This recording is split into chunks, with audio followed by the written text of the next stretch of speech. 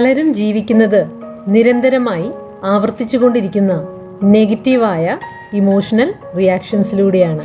ആരെങ്കിലും എന്തെങ്കിലും പറയുമ്പോൾ നമ്മൾ ട്രിഗേർഡ് ആകുന്നു. അത് ഒരു ബഹുമാനക്കുറവായി തോന്നാനോ നമ്മളിൽ നീരസമുണ്ടാക്കാനോ നമ്മൾ ഡിഫെൻസീവ് ആകാനോ അത് കാരണമാകുന്നു.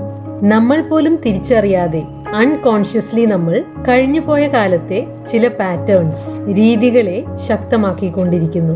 അങ്ങനെ നമ്മൾ പാസ്റ്റിൽ സ്റ്റക്കായി നിലനിൽക്കുന്നു. ഇങ്ങനെ നിരന്തരം ആവർത്തിച്ചുകൊണ്ടിരിക്കുന്ന ചില പാറ്റേൺസിനെ ബ്രേക്ക് ചെയ്ത് പുറത്തു വരാൻ സാധിച്ചാലോ? എനിക്കെങ്ങനെ അനുഭവപ്പെടണം എന്നത് മറ്റാർക്കും നിയന്ത്രിക്കാൻ കഴിഞ്ഞില്ലെങ്കിലോ? യഥാർത്ഥത്തിൽ മറ്റാർക്കും നമ്മളിൽ ദേഷ്യമുളവാക്കാൻ സാധിക്കുകയില്ല എന്നതാണ് സത്യം. നമ്മൾ യഥാർത്ഥത്തിൽ പ്രതികരിക്കുന്നത് നമ്മുടെ പാസ്റ്റ് പ്രോഗ്രാംസിന്റെ അടിസ്ഥാനത്തിലാണ്. അത് തിരിച്ചറിയുന്ന നിമിഷത്തിൽ നമ്മൾ നമ്മുടെ പവർ തിരിച്ചെടുക്കുകയാണ് ചെയ്യുന്നത്. ഇതിന്റെ താക്കോൽ എന്നത് അവബോധമാണ്, അവയർനെസ് ആണ്. അടുത്തൊരു പ്രാവശ്യം നമ്മളെ അപ്സെറ്റ് ആക്കുന്ന രീതിയിൽ മറ്റൊരാൾ പെരുമാറിയാൽ ഒന്ന് പോസ് ചെയ്യാം, പ്രതികരിക്കാതിരിക്കാം, അതിനെ നിരീക്ഷിക്കാം. വികാരങ്ങൾ ഉയരുന്നത് അനുഭവിക്കാം. ഈ വികാരങ്ങളെ വിധിക്കാതെ അവയെ നിരീക്ഷിക്കുക മാത്രം ചെയ്യുന്ന ആ ഒരു നിമിഷത്തിൽ നമ്മൾ ഈ പാറ്റേണിനെ, സ്ഥിരമായി പ്രതികരിക്കുന്ന രീതിയെ ബ്രേക്ക് ചെയ്യുകയാണ് ചെയ്യുന്നത്. നമ്മളിവിടെ ആയിരിക്കുന്നത് നമ്മുടെ സാഹചര്യങ്ങളുടെ ഇരകളാകാനല്ല, മറിച്ച് അവയെ മാസ്റ്റർ ചെയ്യാനാണെന്ന് ഡോക്ടർ ജോ ഡിസ്പെൻസ പറയുന്നു.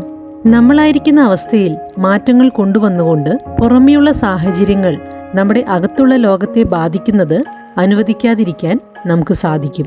നമ്മുടെ എനർജിയെ റേസ് ചെയ്യുവാൻ ദിവസവും പരിശീലിച്ചാൽ പുറമെയുള്ള സാഹചര്യങ്ങൾക്ക് നമ്മെ സ്വാധീനിക്കാൻ സാധിക്കാതെ വരുന്നുവെന്ന് അദ്ദേഹം പറയുന്നു.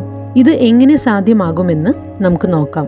നമ്മുടെ പല വൈകാരികമായ പ്രതികരണങ്ങളും യാദൃശ്ചികമായി ഉണ്ടാകുന്നതല്ല, മറിച്ച് പല ആവർത്തനത്തിലൂടെ നമ്മുടെ തലച്ചോറിലേക്ക് വയർ ചെയ്യപ്പെട്ടിട്ടുള്ള കണ്ടീഷൻഡായ റെസ്പോൺസുകളാണ്.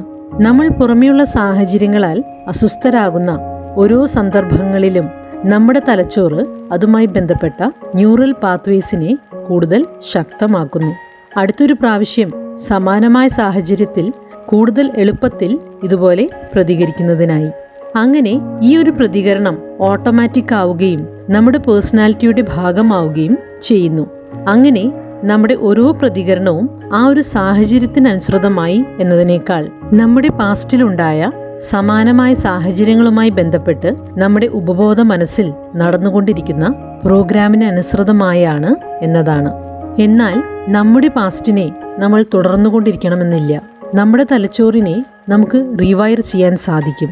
നമുക്ക് അനുഭവപ്പെടുന്ന ഓരോ വികാരങ്ങളും, നമ്മൾ ചിന്തിക്കുന്ന ഓരോ കാര്യവും, നമ്മുടെ ഓരോ പ്രവൃത്തിയും ഒരു പഴയ ന്യൂറൽ പാത്വേയെ നമ്മൾ കൂടുതൽ ശക്തിപ്പെടുത്തുന്നതോ അല്ലെങ്കിൽ ഒരു പുതിയത് സൃഷ്ടിക്കുകയോ ചെയ്യുന്നതാണ്. നിങ്ങൾക്ക് മറ്റുള്ളവർ നിങ്ങളെ അപ്സെറ്റ് ആക്കരുത് എന്നുണ്ടെങ്കിൽ നമ്മുടെ തലച്ചോറിനെ പുതിയ രീതിയിൽ പ്രതികരിക്കേണ്ടത് എങ്ങനെയെന്ന് പഠിപ്പിക്കേണ്ടതുണ്ട്. അതിൽ ആദ്യത്തെ പടിയാണ് അവയർനെസ്, അവബോധം.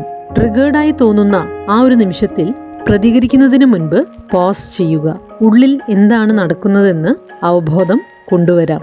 ആ ഒരു വികാരത്തെ ശരീരത്തിൽ എവിടെ അനുഭവപ്പെടുന്നു, എന്തെല്ലാം ചിന്തകളാണ് മനസ്സിൽ കടന്നു വരുന്നത്, നമ്മുടെ റിയാക്ഷനുകളെ നിരീക്ഷിക്കുക മാത്രം ചെയ്തുകൊണ്ട് നമ്മൾ നമ്മളെ സ്റ്റക്കാക്കി നിർത്തിയിരിക്കുന്ന നമ്മുടെ പഴയ ന്യൂറൽ പാത്വേസിനെ ബലഹീനമാക്കുകയാണ് ചെയ്യുന്നത്. രണ്ടാമത്തെ സ്റ്റെപ്പാണ് പുതിയൊരു വഴി കണ്ടെത്തുന്നത്. ട്രിഗേർഡായി തോന്നുമ്പോൾ ഉള്ളിലുണ്ടാകുന്ന റിയാക്ഷൻസിനെ നിരീക്ഷിച്ചുകൊണ്ട് ആഴത്തിൽ ഒരു ശ്വാസമെടുത്ത് പുതിയൊരു രീതിയിൽ പ്രതികരിക്കാൻ ശ്രമിക്കാം. ആദ്യമൊക്കെ ഈ പുതിയ പ്രതികരണം നാച്ചുറൽ അല്ലാത്ത പോലെ, സ്വാഭാവികമല്ലാത്ത പോലെ തോന്നിയേക്കാം. നമ്മുടെ ശരീരം പഴയ രീതിയോട് അഡിക്റ്റഡ് ആയതുകൊണ്ടാണത്. എന്നാൽ ആവർത്തനത്തിലൂടെ ഈ പുതിയ പ്രതികരണം കൂടുതൽ സ്വാഭാവികമായി മാറുന്നു. നമ്മുടെ വികാരങ്ങൾ സൈക്കോളജിക്കൽ മാത്രമല്ല, അത് ഫിസിയോളജിക്കലുമാണ്. നമുക്കൊരു വികാരം അനുഭവപ്പെടുമ്പോൾ നമ്മുടെ ശരീരം അവയുമായി ബന്ധപ്പെട്ട ന്യൂറൽ പാത്വേസ് ശക്തിപ്പെടുത്തുന്നതിനായി കെമിക്കൽസ് റിലീസ് ചെയ്യുന്നു. നമ്മൾ നിരന്തരം സ്ട്രെസ്ഡ് ആവുകയാണെങ്കിൽ അതുമായി കണക്റ്റഡായ കെമിക്കൽസിനോട് നമ്മുടെ ശരീരം അഡിക്റ്റഡ് ആകുന്നു. അതുകൊണ്ടാണ് മാറ്റങ്ങൾ കൊണ്ടുവരുവാൻ ആഗ്രഹിക്കുമ്പോൾ ആദ്യമൊക്കെ അത് നമ്മളിൽ അസ്വസ്ഥതയുണ്ടാക്കുന്നത്.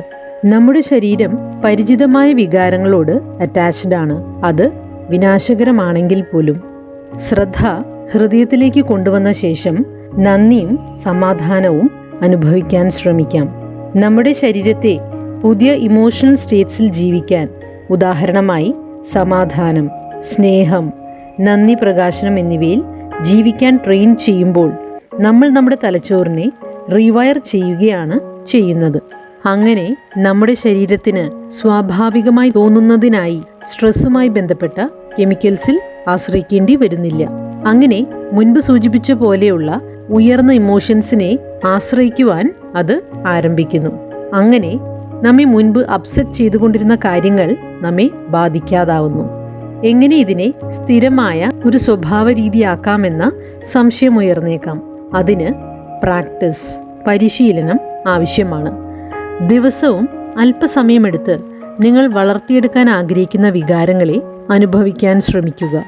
നിങ്ങൾ ശാന്തത അനുഭവപ്പെടാൻ ആഗ്രഹിക്കുന്നെങ്കിൽ അത് ദിവസവും അല്പസമയം അനുഭവിച്ച് പരിശീലിക്കുക. നിങ്ങൾ ശക്തരായി അനുഭവപ്പെടാൻ ആഗ്രഹിക്കുന്നെങ്കിൽ നിങ്ങൾ ശക്തരായി അനുഭവപ്പെടാൻ പരിശീലിക്കുക. നമ്മുടെ തലച്ചോറിന് റിയാലിറ്റിയും ഇമാജിനേഷനും തമ്മിൽ വ്യത്യാസം വേർതിരിച്ചറിയാൻ സാധിക്കുകയില്ല. പ്രാക്ടീസിലൂടെ നമ്മുടെ തലച്ചോറ് അതിനെ നമ്മുടെ ന്യൂ നോർമലാക്കി മാറ്റുന്നു. മെഡിറ്റേഷൻ ഇതിനായുള്ള വളരെ പവർഫുള്ളായ ടൂളാണ്. നമ്മൾ മെഡിറ്റേറ്റ് ചെയ്യുമ്പോൾ നമ്മുടെ ബ്രെയിൻ വേവ്സ് സ്ലോ ഡൗൺ ആവുകയും പുതിയ രീതിയിൽ പ്രതികരിക്കുന്നത് പഠിക്കുക എളുപ്പമാവുകയും ചെയ്യുന്നു. അങ്ങനെ നമ്മൾ പുതിയ രീതിയിൽ പ്രതികരിക്കാൻ ആരംഭിക്കുന്നു. ഇത് ചുറ്റുമുള്ള സാഹചര്യങ്ങളിലോ വ്യക്തികളിലോ മാറ്റം വന്നതുകൊണ്ടല്ല, മറിച്ച് അകമയുള്ള ലോകത്തെ മാസ്റ്റർ ചെയ്തതുകൊണ്ടാണ്. നമ്മൾ താഴ്ന്ന വൈബ്രേഷൻ സ്റ്റേറ്റിൽ വൈബ്രേറ്റ് ചെയ്യുമ്പോൾ പുറമേയുള്ള സാഹചര്യങ്ങൾ നമ്മുടെ അകമയുള്ള ലോകത്തെ ബാധിക്കുന്നു, അതിനെ പ്രതിധ്വനിക്കുന്നു. എന്നാൽ നമ്മുടെ എനർജി ലെവലിനെ നമ്മൾ ഉയർത്തുമ്പോൾ അതേ സാഹചര്യങ്ങൾക്ക് നമ്മുടെ മേലുള്ള ഗ്രിപ്പ്, അധികാരം നഷ്ടപ്പെടുന്നു.